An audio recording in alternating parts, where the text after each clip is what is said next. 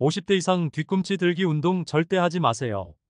요즘 뒤꿈치 들기 운동이 건강에 좋다고 소문나면서 50대 이상인 분들이 많이 하고 있죠. 그런데 까치발 들기라고도 하는 뒤꿈치 들기 운동을 잘못하면 오히려 족저근막염이 생기거나 아킬레스건에 염증이 생길 수 있다는 사실 알고 계신가요? 오늘 영상을 통해 뒤꿈치 운동을 어떻게 해야 되는 것인지 정확하게 알려드릴게요. 그리고 건강에 어떻게 이로운지에 대해서도 알려드리겠습니다.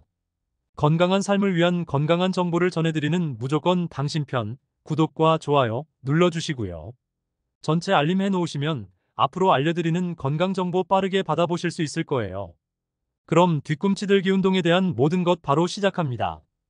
뒤꿈치 들기 운동으로 주목해야 할 첫 번째 이로움이 바로 당뇨를 예방하고 치료하는 데 좋다는 것입니다. 당뇨가 있는 분들 중에서 활동량도 비슷하고 먹는 음식도 비슷한데 혈당이 계속 올라가고 있는 분들 계신가요? 그런 분들은 근육량을 체크해 보셔야 합니다. 근육은 혈당을 저장하는 창고 같은 역할을 합니다. 근육량이 줄어들게 되면 혈액 속에 포도당을 끌어들여 저장하는 공간이 줄어들기 때문에 같은 양의 음식을 섭취해도 혈당은 그전보다 올라가게 되는 것입니다. 그리고 뒤꿈치 들기 운동을 할 때 간에 저장되어 있는 글리코겐을 사용하는 것이 아니라 혈액 속에 있는 혈당을 사용하여 근육을 움직이게 됩니다. 이렇게 할 때 혈당을 빠르게 소모하고 인슐린을 덜 사용하게 됩니다. 뒤꿈치 들기 운동으로 근손실을 방지할 뿐 아니라 혈당을 잡는 데에도 도움을 줄 수 있기 때문에 당뇨를 예방할 수 있는 것입니다. 또한 뒤꿈치 들기 운동을 하게 되면 가장 중요한 혈액 순환을 원활하게 할 수 있습니다. 현대인들이 앉아서 생활을 많이 하게 되면서 혈액 순환에 문제가 많이 생기게 되는데요. 심장의 혈액이 아래쪽으로 내려가는 것은 쉽습니다.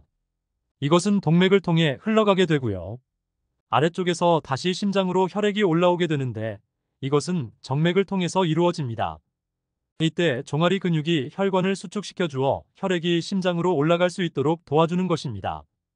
이런 이유로 종아리가 제2의 심장으로 불리는 것입니다. 종아리 근육은 두 가지로 이루어져 있는데 바로 비복근과 가자미근입니다. 손으로 만져지는 바깥쪽 근육이 비복근이고 안쪽에 있는 근육이 가자미근입니다. 가자미근은 특별히 서 있거나 걸을 때 몸의 중심을 잡아주는 역할을 합니다. 종아리의 두 근육이 약해지면 여러 가지 질환을 유발하게 됩니다. 혈액이 정체되어 혈전이 생길 수 있고 하지정 맥류도 생길 수 있습니다. 그리고 앉았다가 일어날 때 갑자기 머리가 핑 돌면서 어지러운 분들 있죠. 이 증상은 기립성 저혈압이라고 합니다. 이런 증상은 다른 이유로도 나타날 수 있지만 종아리 근육이 약해지면서 나타날 수 있는 대표적인 증상입니다. 앉았다가 일어나면 그 순간에 종아리 근육이 빠르게 펌핑을 해서 혈액을 위쪽으로 올려줘야 하는데 이때 종아리 근육이 약해 혈액을 펌핑해주는 힘이 줄어들면 위로 올라가는 혈액이 느려져 머리가 핑 도는 증상이 나타나게 되는 것입니다. 기립성 저혈압이 나타나면 뇌졸중의 발병률도 증가하기 때문에 치료를 반드시 해야 합니다. 그런데 문제는 치료약이 없다는 것입니다. 해결 방법은 종아리 근육을 강화해 혈액을 펌핑하는 힘을 증가시켜주면 되는 것이죠. 우리나라 88%의 사람들이 허리 통증에 고통을 받고 있고 허리 디스크로 고생하고 있는 분들이 많이 있는데요. 허리 디스크란 척추의 뼈와 뼈 사이에 있는 디스크가 튀어나와 신경을 눌러 통증을 유발하게 되는 것입니다. 허리 디스크는 시술이나 수술로 치료를 했다고 끝나는 것이 아니라 계속 관리가 필요한 질환입니다. 이 허리 디스크에도 뒤꿈치 들기 운동이 도움이 되는데요. 뒤꿈치 들기 운동을 하면 종아리 근육뿐만 아니라 몸 전체의 코어 근육을 강화시켜 주는데요. 코어 근육은 척추, 골반, 등, 복부 등의 우리 몸을 지탱해주는 근육을 말합니다. 허리 디스크에는 특히 척추뼈를 붙잡고 있는 근육과 복부의 근육을 강화시켜 디스크가 튀어나오지 않도록 잡아주는 것이 아주 중요합니다. 50대 이후가 되고 노인이 되면서 주의해야 될 사고가 바로 낙상입니다. 낙상 사고는 골절을 일으키게 되고 노인들의 골절 사고는 사망으로 이어지는 경우가 많기 때문에 매우 주의해야 합니다. 근육량이 줄어들면서 발로 땅을 차고 앞으로 나아가는 힘이 줄어들고 중심이 흐트러져 좌우로 흔들리는 걸음걸이가 발생하게 되고 쉽게 넘어지는 현상이 일어나는 것이죠. 몸이 휘청일 때 땅에 단단히 버틸 수 있도록 지지해주는 근육이 발목과 종아리 근육이기 때문에 뒤꿈치 들기 운동은 이런 낙상 사고도 예방할 수 있게 됩니다. 또한 밤에 자다가 종아리에 쥐가 나는 분들도 뒤꿈치 운동을 하게 되면 쥐가 나는 빈도가 훨씬 줄어들게 됩니다. 이렇게 여러 가지로 좋은 뒤꿈치 들기 운동 이미 많이 하고 계실 텐데요. 잘못하고 계신 분들이 많이 있습니다. 지금부터 뒤꿈치 들기 운동은 어떻게 해야 되는 것인지 알려드릴게요. 첫 번째로 알려드릴 운동은 의자에 앉아서 하는 방법입니다. 엄지발가락이 무릎보다 앞으로 나가지 않도록 해줍니다. 그 상태에서 천천히 3초 정도 뒤꿈치를 올려줬다가 천천히 내려주면 됩니다. 이때 운동 강도를 조금 높여주려면 뒤꿈치를 끝까지 올려준 상태에서 1초 정도 종아리에 힘을 꽉 주면 됩니다. 이런 방법으로 앉아있는 2~3시간 동안 하셔도 종아리에 피로감이 거의 없기 때문에 할 수 있는 한 계속 해주시면 됩니다. 이렇게 하면 종아리의 가자미근을 강화하는데 도움을 줄 수 있고요.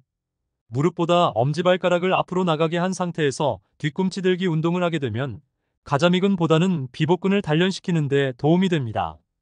두 가지 방법 모두 사용하셔서 꾸준히 운동해 주시기 바랍니다. 두 번째는 일어선 상태에서 하는 뒤꿈치 들기 운동입니다. 발을 어깨 너비만큼 벌린 상태에서 뒤꿈치를 올렸다가 내리시면 됩니다. 처음 하셔서 익숙하지 않은 분들은 의자나 벽을 붙잡고 하시면 됩니다. 익숙해지면 아무것도 붙잡지 않은 상태에서 뒤꿈치를 올렸다가 내리면 되는데요. 일어선 상태에서도 운동 효과를 높이려면 뒤꿈치를 최대한 올린 상태에서 종아리에 힘을 꽉 주었다가 천천히 내리면 됩니다. 운동 강도를 조금 더 올리려면 바닥에 책 같은 것은 놓고 발의 앞부분만 책에 걸친 상태에서 하시면 됩니다. 이렇게 하면 뒤꿈치를 더욱 아래쪽으로 내릴 수 있어 종아리 근육을 좀 더 강하게 자극할 수 있게 됩니다. 이렇게 뒤꿈치 운동을 할 때 종아리에만 힘을 주는 것이 아니라 엉덩이, 가슴 등 배에도 힘을 주고 운동을 하여 몸 전체의 코어 근육에 자극을 주는 것에 집중하여 주시기 바랍니다. 주의할 사항은 뒤꿈치 들기를 할 때 반동을 주면서 빨리 하게 되면 오히려 족저근막염이나 아킬레스건에 무리를 주어 염증이 발생할 수 있고 다른 부상을 당할 수 있으니 절대 빨리 하려고 하지 말고 최대한 천천히 뒤꿈치를 올렸다가 내려주는 운동을 하시기 바랍니다. 이렇게 뒤꿈치 들기 운동에 대해서 알려드렸는데 다른 것보다도 혈액순환에 도움을 주고 제2의 심장인 종아리 근육을 강화시켜 주어 당뇨 예방에 도움이 된다고 했잖아요. 그렇다면 당뇨에 좋은 음식에 대해서도 바로 알려드릴게요. 팥과 함께 이것 함께 드시면 당뇨 예방하고 머리숱도 풍성해집니다. 동지가 되면 팥죽도 드시고 추운 겨울에 팥이 들어간 붕어빵, 호빵 같은 간식도 자주 드시는데 팥과 함께 드시면 보약과 같은 효과를 누릴 수 있는 식품들도 있고 잘못 드시면 오히려 건강을 해칠 수도 있습니다. 팥의 효능 중 당뇨에 좋은 이유, 그리고 또 어떤 이로운 점이 있는지 팥을 드실 때 주의할 점, 그리고 함께 드시면 좋은 음식 4가지에 대해 알려드리겠습니다. 어머님, 아버님들 팥하면 생각나는 음식이 있으신가요? 저는 팥을 평소에 많이 안 먹는다고 생각했는데 의외로 팥이 들어간 음식이 많이 있더라고요. 대표적인 음식은 시루떡이 있고요. 간식으로 많이 먹는 붕어빵, 제과점에서 사 먹는 빵에도 팥이 많이 들어 있었습니다. 여름엔 팥빙수도 많이 먹었지요. 겨울엔 팥죽도 종종 먹게 된답니다. 이렇게 많이 먹는 팥의 첫 번째는 당뇨병의 개선에 도움을 준다는 것입니다. 2014년에 발표된 한 연구에서 팥을 섭취할 때 2형 당뇨병 환자의 혈당 수치와 인슐린 저항성을 개선하는 데 도움이 되는 것으로 보고했습니다. 이 연구에서는 4주 동안 매일 팥을 섭취한 결과 당뇨 환자들의 공복 혈당 수치가 평균 19.5% 감소하였고 인슐린 저항성이 감소하였습니다. 팥에는 쌀의 10배 이상, 바나나의 4배 이상의 칼륨을 함유하고 있는데요. 이 칼륨이 몸 안에 나트륨을 배출하고 당뇨 환자들의 신장 기능을 강화시켜주고 혈압 상승을 억제해주는 효능이 있는 것입니다. 팥을 삶을 때 소다를 넣게 되면 팥의 색상이 더욱 선명해지고 팥을 더욱 부드럽게 해주어 팥을 삶는데 걸리는 시간을 단축시켜줍니다. 이런 이유로 가정에서 팥 삶을 때 소다를 많이 사용하는데요. 앞으로는 절대 소다를 사용하지 마시기 바랍니다. 소다를 넣고 팥을 삶게 되면 팥의 영양소가 파괴되어 팥의 좋은 성분을 흡수할 수 없게 되기 때문입니다. 팥을 삶을 때는 먼저 흐르는 물에 깨끗이 세척하여 이물질을 제거해 줍니다. 그리고 물에 담가 4시간 정도 불려줍니다. 그렇게 불린 팥을 물에 넣어 삶아주면 붉은색의 팥 삶은 물이 생기잖아요. 바로 이 팥 삶은 물, 팥물이 정말 건강에 좋다는 사실 알고 계신가요? 그 이유는 팥에 들어있는 사포닌이란 성분 때문입니다. 간혹 팥 삶은 첫물에는 팥에 독소가 있어서 버려야 한다는 분들이 계신데요. 잘못된 정보입니다. 팥 삶은 첫물에 사포닌 성분이 가장 많이 들어있는데요. 이 팥물을 따로 담아 하루에 한두 잔 차로 드시면 됩니다. 이 팥물을 통한 팥의 두 번째 효능은 다름 아닌 혈관 건강에 정말 도움이 된다는 것입니다. 팥물이 혈관 청소부라는 별명이 있을 정도로 혈관을 깨끗하게 해주는 효능이 있습니다. 그 이유는 팥에 함유된 강력한 항산화 성분인 안토시아닌이 혈관 내 활성산소를 제거해 주어 혈관 세포 손상을 예방해 주기 때문입니다. 또한 안토시아닌은 혈관 내의 염증을 줄여주어 염증성 질환에도 좋은 효과가 있습니다. 그리고 나쁜 콜레스테롤 수치를 줄여주는 효과가 있어 고혈압을 예방하며 심장 질환의 위험도 줄이는데 큰 도움을 줄 수 있습니다. 이뿐 아니라 조선시대 기록에 보면 이 팥물로 세안을 했다는 기록이 있는데요. 팥물로 세안을 하면 피부의 노폐물을 제거하는데 좋고 피부를 맑고 건강하게 해준다고 합니다. 비누가 없던 시절에 피부 건강을 위해 사용했던 선조들의 지혜가 정말 놀랍지 않나요? 세 번째 팥의 효능은 몸의 부종을 제거하고 다이어트에 효과가 좋습니다. TV에서 연예인들이 이 팥으로 다이어트를 해 효과를 봤다고 했던 적도 있는데요. 동의보감과 같은 한이 서인 본초 강목에 보면 팥을 오랫동안 먹으면 여위고 마르기 때문에 살찐 사람이 먹는 것이 좋다라고 쓰여 있습니다. 이에 따라 한의원에서 살을 빼는 처방을 할 때 팥을 쓰는 경우가 많이 있는데요. 팥에 칼륨으로 인한 이뇨작용이 있는데 이를 통해 부종을 경감시키는 효능이 있을 뿐 아니라 지방이 몸에 축적이 잘 되어 살이 찌는 사람에게 효과적인 것입니다. 특별히 단단한 살이 아닌 물살이라고 하죠. 쉽게 붓고 쉽게 살이 찌는 분들에게 더욱 효과적입니다. 실제로 팥이 다이어트에 효과가 있다는 연구 결과도 있는데요. 실험주에 팥 추출물을 먹였더니 근육 손실 없이 체지방 함량이 30% 이상 줄었고 몸무게도 37%나 감소했다고 합니다. 네 번째 팥의 효능은 변비를 개선하는 데 도움을 준다는 것입니다. 팥에는 사포닌뿐 아니라 많은 식이섬유가 함유되어 있는데요. 사과에 비해 10배나 많은 식이섬유가 함유되어 있습니다. 팥을 섭취하게 되면 이 식이섬유가 장 운동을 활발히 하고 대변을 부드럽게 만들어 배변을 원활하게 해줍니다. 또한 장내 유익균의 풍부한 먹이를 제공하여 장 건강을 좋게 해줍니다. 면역력을 강화하는 데 가장 중요한 부분이 장인데요. 팥을 통해 장 건강을 좋게 하면 면역력까지 좋아지는 효과를 누릴 수 있는 것입니다. 다섯 번째 팥의 효능은 탈모 예방에 도움을 준다는 것입니다. 나이가 들면서 머리숱이 점점 없어져 고민되는 분들 많으시지요? 팥과 함께 천연 탈모약이라 불리는 수수를 함께 드신다면 탈모 예방에 큰 도움을 받을 수 있습니다. 바로 팥과 수수에는 비오틴이라는 성분이 함유되어 있는데요. 이 비오틴은 모발의 모공에서 시작되는 생성 단계부터 자라나고 손상된 머릿결이 재생되는 데에까지 관여하는 정말 중요한 성분입니다. 건강한 머릿결을 만드는데 꼭 필요한 성분이라고 할 수 있습니다. 비오틴이 몸속에서 부족한 현상이 나타나면 머리카락이 얇아지면서 많이 빠지게 되고 뿐만 아니라 신경계에도 문제가 생겨 피로감이 잦아지고 우울감이 커지며 기억력 저하까지 나타날 수 있습니다. 두피 건강에도 문제가 생겨 건조해지고 가려움증이 발생하며 이로 인해 탈모가 가속화될 수 있는 것이지요. 비오틴뿐 아니라 모발 성장에 도움이 되는 아미노산이 팥에 풍부하고 수수에는 미네랄 성분이 풍부하여 머리카락을 건강하게 유지하는 데 도움을 주는 역할을 할 수 있는 것입니다.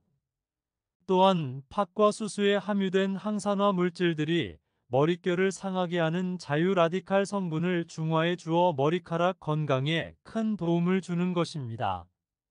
여섯 번째 팥의 효능은 쌀을 주식으로 하는 우리나라 사람에게 꼭 필요한 탄수화물 소화를 돕는다는 것입니다.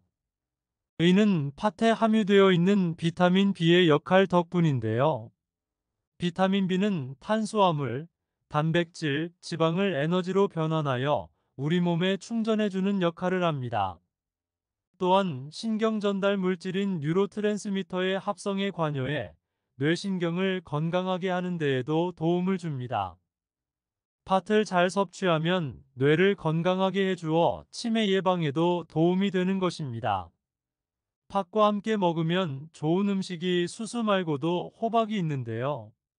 호박에는 각종 영양 성분이 풍부해 우리 몸에 영양 보충을 하는 데에 도움을 주는 식품입니다.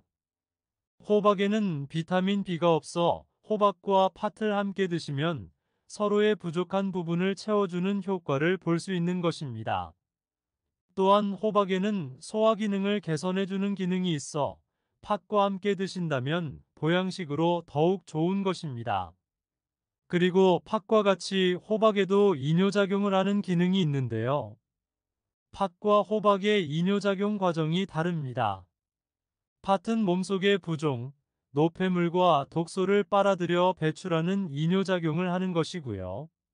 호박은 신장에서 만들어지는 호르몬의 분비를 억제하여 이뇨작용을 촉진하게 되는데, 이렇게 되면 신장에 과다하게 축적된 수분을 배출하는 역할을 하게 되는 것입니다. 일곱 번째 팥의 효능은 빈혈을 개선하는 데 도움을 준다는 것입니다. 철분이 부족해지면 심각한 증상이 나타날 수 있는데요. 그것이 바로 빈혈이죠. 빈혈로 인해 어지러움 증상과 두통이 발생하게 되는데요. 이렇게 되면 생활하는데 큰 불편함이 생기게 되겠지요. 팥에는 단백질, 식이섬유, 칼륨, 비타민, 비오틴뿐 아니라 바로 칼슘과 철분이 풍부한 식품입니다. 팥에 함유된 철분의 함량이 우유의 100배나 된다는 사실 알고 계셨나요? 팥을 드시면 철분 부족으로 인한 빈혈을 예방할 수 있는 것이지요. 뿐만 아니라 산모에게도 좋은데요. 바로 젖이 잘 생기지 않아 힘드신 산모들 많으시죠. 이때 팥을 드시면 젖을 잘 돌게 하는 효능도 있답니다. 여덟 번째 팥의 효능은 스트레스를 줄여주는데 도움을 준다는 것입니다. 팥에 함유된 비타민 B가 신경계를 안정화한다고도 했잖아요. 신경계를 안정화해 스트레스로 인한 신경계 손상을 회복시켜 스트레스의 문제를 완화시켜주는 것입니다. 이뿐 아니라 팥에는 마그네슘의 함량도 높은데요. 마그네슘은 신체의 스트레스 반응을 조절하는 데 중요한 역할을 합니다. 마그네슘이 부족하면 스트레스에 노출될 때 반응이 더욱 강해져 힘들게 되는데요. 팥을 섭취하여 마그네슘을 보충하면 스트레스가 오더라도 금방 회복할 수 있는 것이지요. 그리고 팥에는 복합 탄수화물도 풍부한데요. 복합 탄수화물은 천천히 소화되어 급격한 혈당 상승을 방지하고 일정한 에너지 공급을 유지하는 데 도움이 됩니다. 이는 스트레스 상황에서도 안정적인 에너지 공급을 유지할 수 있게 해주어 스트레스를 관리하는 데 도움이 될 수 있는 것입니다. 이렇게 좋은 팥도 많이 드시게 되면 이뇨작용이 과하게 되어 몸에 무리를 줄 수 있는데요. 이를 방지할 수 있는 방법이 있는데 바로 찹쌀을 함께 드시는 것입니다. 팥죽을 끓일 때 찹쌀을 넣어 함께 죽을 만드는 경우도 있고 쫄깃한 찹쌀로 경단, 새알을 만들어 넣어 먹는 경우도 있지요. 선조들의 지혜가 정말 놀라운데요. 이렇게 찹쌀과 팥을 함께 드시면 팥 때문에 몸 안의 수분을 과하게 빠져나가는 것을 찹쌀이 막아주어 문제가 생기지 않게 해주는 것입니다. 다만 팥은 찬 성질이 있어 장이 좋지 않은 분들이 팥물을 많이 드시게 되면 소화불량, 복부팽만, 복부 통증을 일으킬 수 있으니 주의하셔서 조금씩만 드시길 바랍니다. 팥이 또 차가운 성질을 가지고 있어 드시기 불편하신 분들은 바로 생강과 함께 드시면 문제는 해결될 수 있습니다. 생강의 따뜻한 기운이 팥의 차가운 기운을 중화시켜 주어 장에 무리를 주지 않고 건강에도 더욱 좋은데요. 팥에는 항암 효과가 뛰어난 안토시아닌이 풍부한데 생강과 함께 드시면 생강의 매운맛을 내는 진저롤과 쇼가올 성분이 발암물질을 제거해주는 효능이 있어 팥과 함께 드시기에 정말 좋은 식품인 것입니다. 생강을 쪄서 말려서 드시면 이런 효과가 10배가 증가하게 되는데요. 말린 생강과 팥을 함께 삶아 차로 드시면 몸이 찬 분들에게도 도움이 됩니다. 바로 수족 냉증으로 힘드신 분들에게 좋은 것이지요. 미역 이것과 함께 먹었더니 뼈도 튼튼해지고 당뇨도 사라졌다. 우리나라 사람이면 미역을 안 먹어본 사람이 있을까요? 1년에 한 번은 꼭 먹게 되죠. 바로 생일날이죠. 우리나라는 특별히 생일에 미역을 먹고 산모들도 미역을 먹는데요. 전 세계에서 미역을 가장 많이 섭취하는 나라가 바로 우리나라라는 통계도 있습니다. 그런데 이런 미역과 함께 먹으면 절대 안 되는 음식이 있다는 사실 알고 계셨나요? 몸에 좋은 미역도 함께 먹으면 독이 되는 음식이 있고 함께 먹으면 미역의 효능이 극대화되는 음식도 있답니다. 오늘 영상을 통해 미역과 함께 먹으면 안 되는 음식, 미역을 드시면 안 되는 분들, 그리고 미역과 함께 먹으면 효능이 극대화되는 음식, 미역에 대한 모든 것 알려드리겠습니다. 건강한 삶을 위한 건강한 정보를 전해드리는 무조건 당신 편 구독과 좋아요 눌러주시고요. 전체 알림해 놓으시면 앞으로 알려드리는 건강정보 빠르게 받아보실 수 있을 거예요. 어머님, 아버님 올해도 미역국 한 그릇은 다들 드셨죠? 아직 못 드셨다면 오늘 영상 보시고 맛있는 미역국 한번 끓여보시기 바랍니다. 미역은 우리가 먹는 대표적인 해조류인데요. 해조류에는 녹조류, 갈조류, 홍조류가 있습니다. 미역은 이 중에 어느 것에 해당될까요? 네, 맞습니다. 미역은 갈조류에 해당됩니다. 갈조류에는 미역과 함께 다시마가 포함되고요. 참고로 김은 홍조류에 속한답니다. 미역에는 풍부한 식이섬유와 칼슘, 비타민, 요오드, 알긴산 등 정말 다양한 영양소가 함유되어 있는데요. 이런 몸에 좋은 미역도 함께 드시면 안 되는 음식이 있습니다. 미역과 절대 함께 드시면 안 되는 음식은 바로 파입니다. 다른 국이나 찌개를 끓일 때에는 파를 꼭 넣는데 유독 미역국을 끓일 때에는 왜 파를 넣지 않는 것일까요? 그 이유는 미역과 파 둘 다 알긴산이라는 성분이 있는데 이 알긴산은 미끌거리는 식감이 있습니다. 함께 드시게 되면 식감이 안 좋은 이유도 있지만 식감보다도 더 중요한 이유가 있습니다. 그것은 파에는 인과 유황 성분이 있는데요. 미역과 파를 함께 드시게 되면 파의 인과 유황 성분이 미역에 함유된 칼슘의 흡수를 방해하게 됩니다. 미역의 중요한 효능 중 하나가 풍부한 칼슘을 우리 몸에 보충해 주는 것인데요. 미역에 함유된 칼슘의 함량은 100g당 약 960mg이고요. 우유에 함유된 칼슘의 함량은 100g당 약 105mg입니다. 미역에 함유된 칼슘의 함량이 우유보다 9배 정도나 더 많은 것이지요.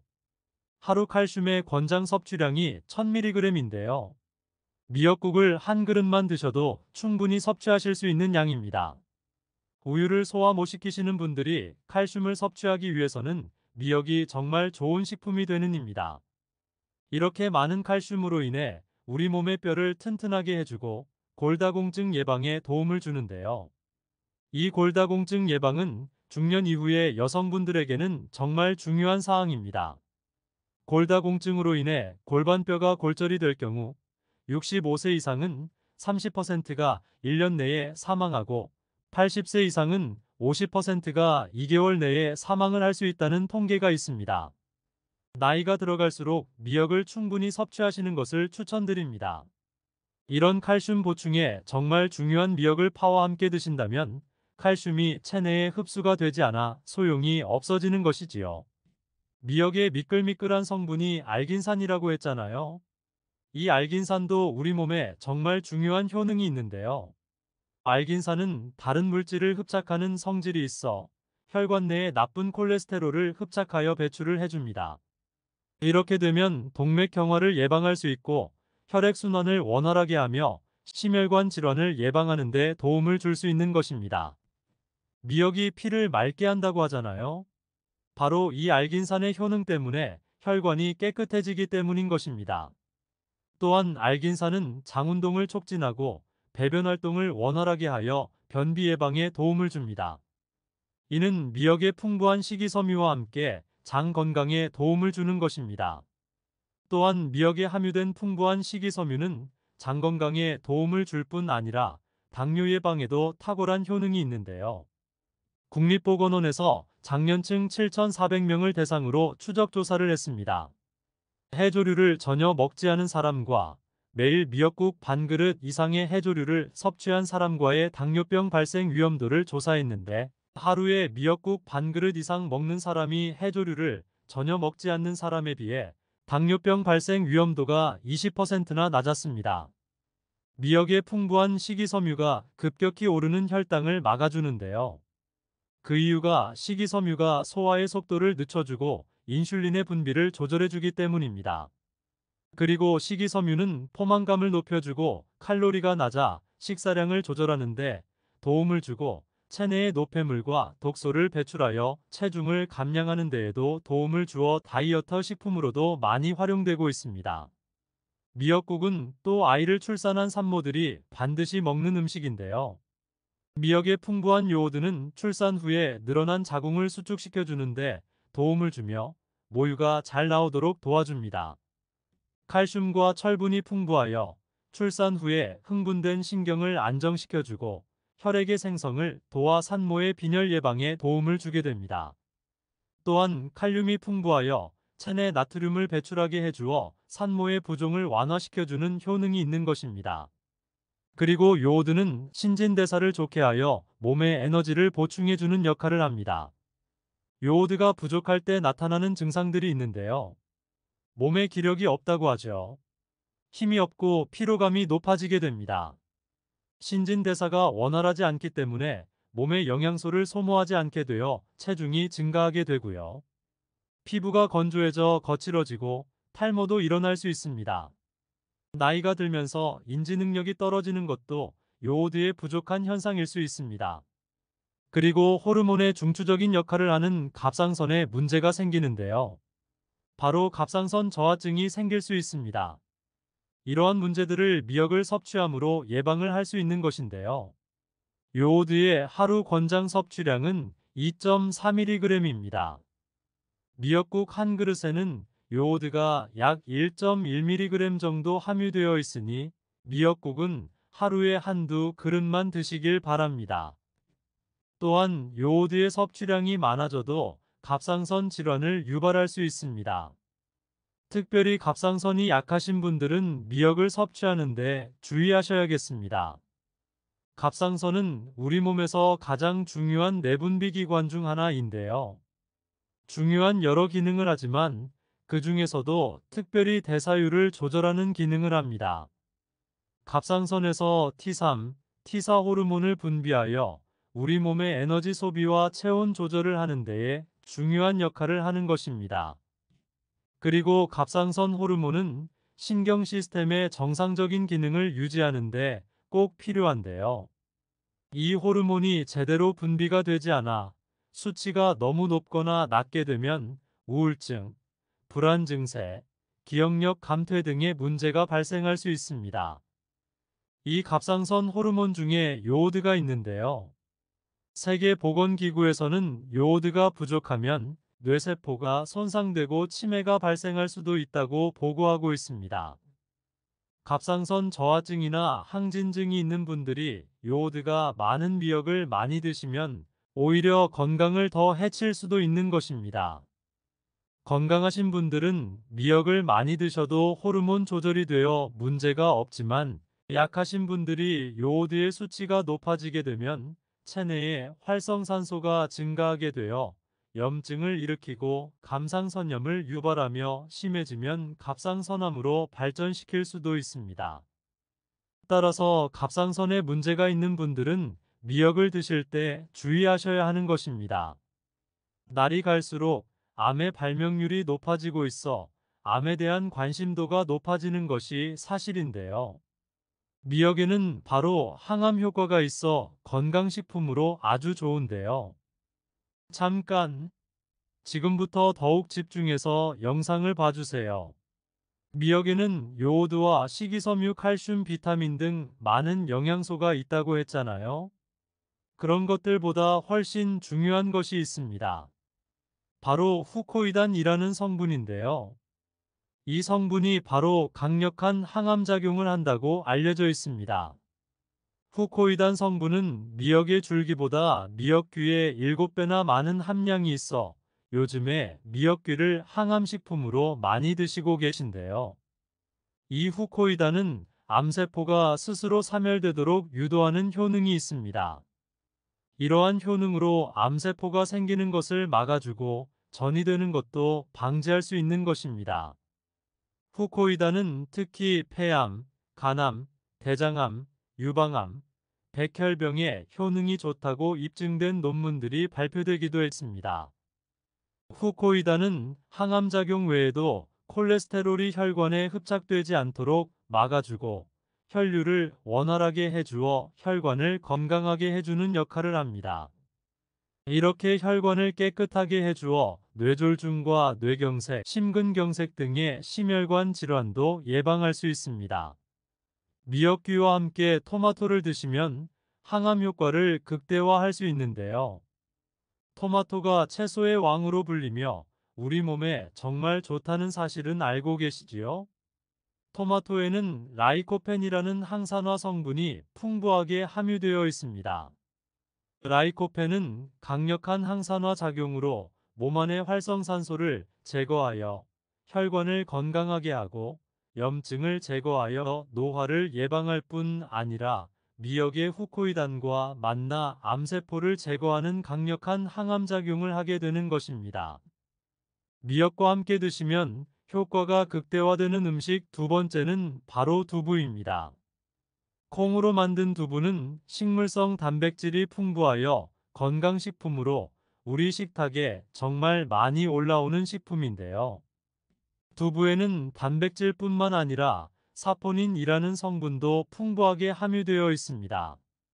사포닌은 인삼, 홍삼, 더덕 등에도 풍부하게 함유되어 있는 성분인데요. 이 사포닌은 면역력을 강화하고 체내의 활성산소를 제거하여 노화를 방지하고 항암작용도 있어 암을 예방하기도 하는 정말 좋은 성분입니다. 그런데 이 사포닌의 단점이 있는데요.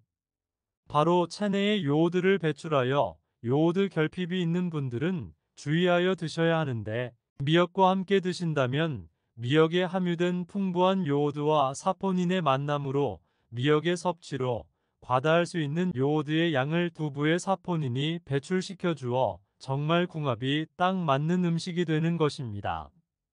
미역을 파와 함께 드시지 말라고 했잖아요. 한 가지 더 주의해야 할 음식이 있는데요. 바로 들기름입니다. 들기름이 왜? 미역국 끓일 때 미역을 들기름에 고소하게 볶아 맛있는 미역국 끓이시잖아요. 들기름은 오메가3 지방산과 리놀레산 성분이 풍부하여 혈관의 콜레스테롤을 제거하고 노폐물을 배출하여 혈관을 건강하게 하고 동맥경화를 예방하여 심혈관 질환을 예방하고 뇌신경을 활발하게 하여 치매 예방에도 좋은 효능이 있는데요. 이런 들기름은 발연점이 낮아 열을 가하게 되면 산패가 되어 좋은 성분은 없어지고 1급 발암물질인 벤조피렌이 생성되게 됩니다. 1급 발암물질인 벤조피렌은 암을 발생시킬 뿐더러 내분비계의 장애를 일으키고 뇌 건강에 악영향을 주는 정말 위험한 물질입니다. 건강에 좋은 줄 알고 넣은 들기름 때문에 오히려 건강을 해치는 독을 먹는 상황이 되는 것입니다. 앞으로 미역을 볶으실 때는 들기름을 넣지 마시고 발연점이 높은 참기름을 사용하시기 바랍니다.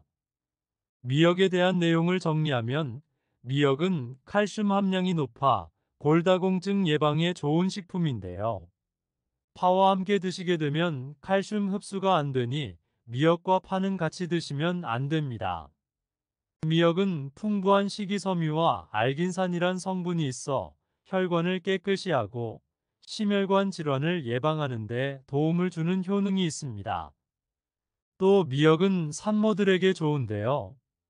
그 이유가 혈액 생성을 원활하게 하여 빈혈을 예방해주고 요오드가 풍부하여 신진대사를 원활하게 해주어 몸의 활력을 높여주고 여러 불편한 증상을 예방하기도 했습니다.